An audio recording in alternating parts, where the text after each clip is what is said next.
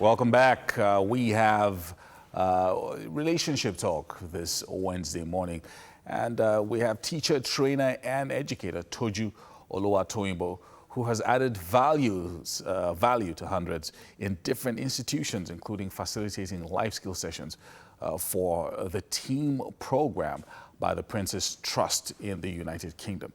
She's joining us to talk about a very important topic, which is the effect of children on marriage. So talk to us, Toju. Welcome to the show. Hi, good morning. Thanks for having me. Is this your first time on Wake Up Nigeria? It is. Oh, wow. Is. Welcome. I'm ringing bells in my head. Yeah.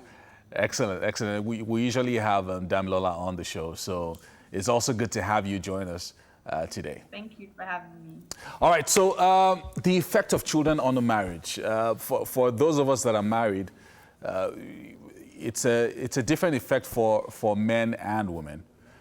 For women, sometimes they have a different set of challenges once they've had a baby, and then for the guy, they have their own personal issues as well. But could you talk to us about the good and the bad effects of children on marriage? Let's start with the good. Okay. So children are generally a blessing. I mean, you're a young couple, you've got married. If you're anything like me, your first baby is coming, and months before the baby comes, you've bought things that you might not even use. My husband still accuses me today of spending his money and not using some of the stuff. So it's really exciting. It's joyful. You find how people come together, community comes together, family comes together, your institution of faith comes together to support you at that type of time. So there's really a lot of love in it. It's also really great to see that you and your spouse could come together to give birth to an offspring, someone you've trained, someone you love. You see bits and pieces of you in the child, either the way the child walks, the way the child laughs, the way the child speaks. And it's just really fascinating and interesting. And this is someone that is now your responsibility to groom and grow. So that is scary, but it's also good at the same time.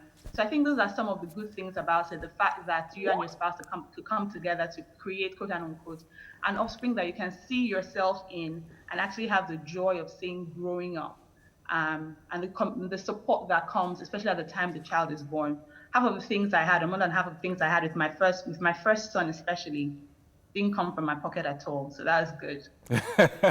So talk to us. I know that sometimes it can also be pretty challenging, and parents, when they face challenges and pressures of parenthood, might lose sight of some of the good things that comes with having children.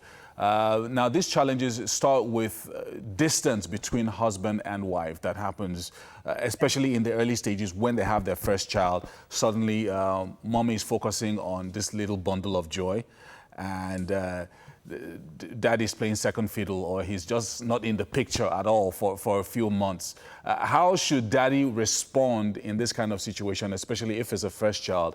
And also, what should mommy know that daddy is losing from her focus or from her 100% attention on this little child? Okay, I think, first of all, the challenge comes, generally speaking, from underestimating, on both sides, really, mommy and daddy, the challenges that could come with having a child. So if you're young and married, you're more excited often than not on the arrival of the child. And so you underestimate how challenging it can be, because everyone has told you babies are so cute, babies are so cuddly, you're looking forward to buying clothes and all of those things, and you don't realize how much pressure it is. A lot of women don't realize how much you can go into baby blues or have postpartum depression even after having a child. So I think the first thing to do is not to underestimate and to do what my husband calls pre-decisions, and to take parenting courses together, take child raising courses together, plan and preempt together before that time. So you also make that pre-decision and try to keep things as normal as possible if you can. You can't do a lot of things, but you need to keep a few things as normal as you can. Once a week date night, if you still can, eat together. I really believe that you should get help.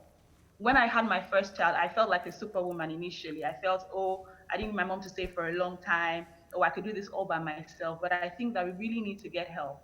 a woman needs to understand that even though the focus can change, and I made that mistake myself, I felt my husband is grown. You can take care of yourself. You can make your meals. This child is little. This child is dependent on me. And so while I knew I loved my husband, Yeah. I also deprived my husband of my time. So I think you need to have a pre-decision and discussion that this is what we are going to do when the baby comes. This is what we're going to do at the time that the baby comes. Get help, mother-in-law, grandma, and nannies, if possible, to relieve you of the time, because taking care of a baby can be a full-time job.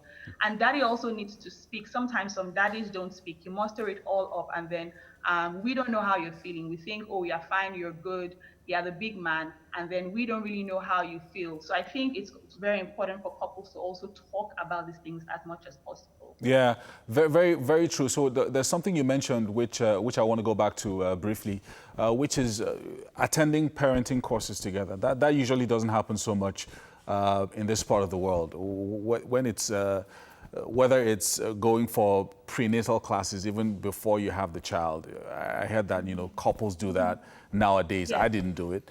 I know that I didn't. And then after having the baby, going to parenting classes together. Can you give us some insight into some of the things that might occur in a parenting class, especially when dealing with your children, and how that affects your marriage? Yeah, I think the prenatal classes you mentioned are very important. It shouldn't just be seen as a mom's thing. I think there's this perception that because the mom is the one who's giving birth to the child, and she is the one majorly in charge. And while I do understand that mothers are naturally more nurturing, generally speaking, and children generally gravitate towards mommies, at least at a certain point in their lives or for a long time, it's co-parenting. You're together in this. So for antenatal classes, I remember my husband going with me for most of my antenatal classes, except you really had to be out of the country, out of the state. It's important that you go for prenatal classes. There they teach you so many things: how to take care of the baby, how to change diapers, how to carry, how to feed. And it's really supporting when you're not doing this alone. When the woman feels alone, she begins to feel overwhelmed.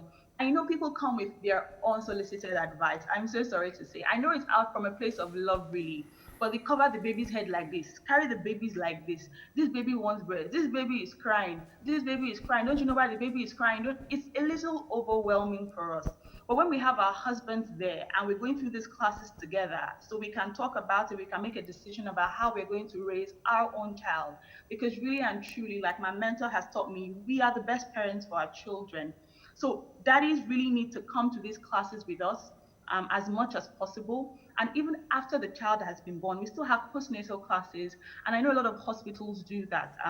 Yeah, at least the hospital I went to do that. And I did that. And I know a lot of hospitals do that. So it's very important that we go there, because there are some things that I might not even think about. Yeah. Sometimes parenting isn't just, doesn't come to us just naturally. I remember the first couple of months I had my child, there's this feeling that once you have your child, you watch it in the movies, you just fall absolutely in love with your child. And I get that. But I didn't fall absolutely in love with my first child.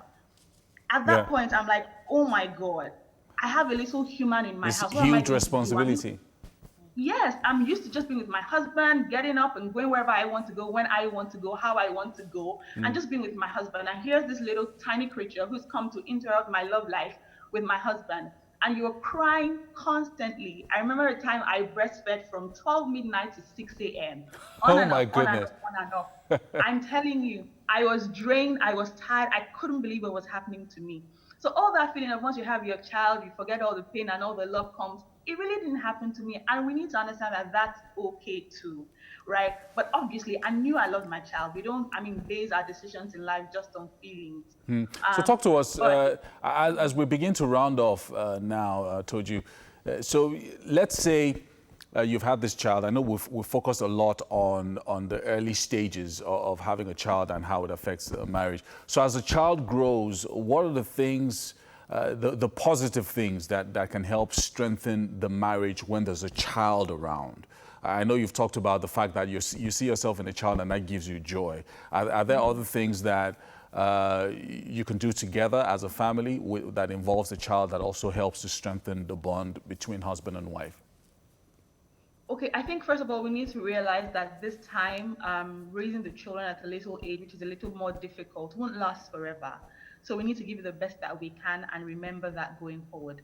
Like I said earlier, get all the help that you can get. Mommies and daddies need to talk. And remember that your spouse is your first priority. While the children are there and you love them and they're growing and all, your spouse is your first responsibility. And especially when it comes to intimacy, and I know that's a major deal, especially for the guys, women need to know that, yeah, you're hurting, you need 6 weeks of healing and all of that. But your priority is your husband, and you need to find ways to get back in bed, get back in love, and get back intimate with your husband as soon as possible. I'm very fine with sending my children to grandma as often as possible so I have time with my husband alone. And then we do things together even as a family. Family outings are not out of it at all, especially, well, during the weekends, when we're all free. We go out together, we hang out together. We're very involved in school. Now that school is online, we have no choice but to be in class with them. And that's really good, seeing them grow, teaching them, grooming them, and learning with them. So I think when we have family time, but also know that mommy and daddy time is even more important, that helps foster the bond and growth. Excellent, excellent. I mean, I'm liking this discussion that we're having.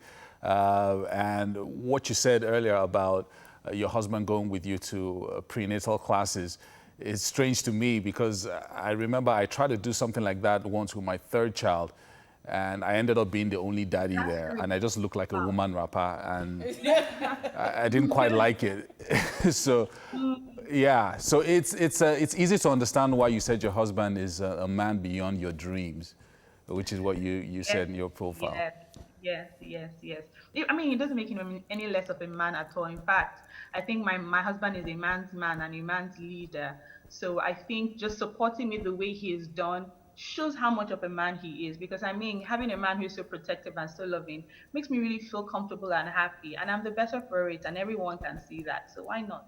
Oh, wow. Toju Oluwatoyinbo there. Thank you so much for joining us on the show today. And I'm sure that a number of parents have learned a thing or two from our discussion this morning about children. They're a heritage of the Lord, as it were. Anyway, we're going to take a quick break now and be back with the rest of the show.